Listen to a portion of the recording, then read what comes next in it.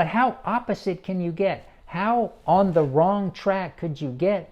Because that man gave him, or the ruler, the king, gave him the talent. So this guy received the grace of God. He gave him the talent. He gave him his spiritual life. But because he so did not know who God was, he now says, okay, God, you're not a giver, but you take that which you first didn't put down. You see how opposite that is? And that's the perfect description of somebody who so legalizes grace or greasifies grace in their natural soul that they take the free gift of righteousness, that by the grace of God they could have walked righteousness and grown with God as his son. And we're not talking that you have to be perfect, but we're talking about, hyper grace as a pathway that allows people to excuse more and more sin in your life. That's the problem. Particularly, listen to my last sermon.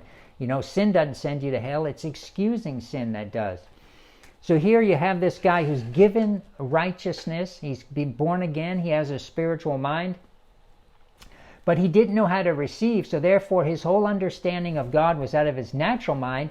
And that understanding of grace was, God, you did not give me righteousness. You did not give me grace. You did not give me life.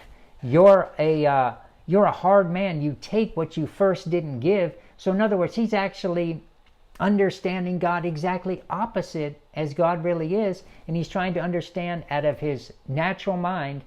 And therefore, he that has not, he doesn't have ears to hear. He doesn't know how to measure the word. So that he who does not have, from him is taken from him even that which he has.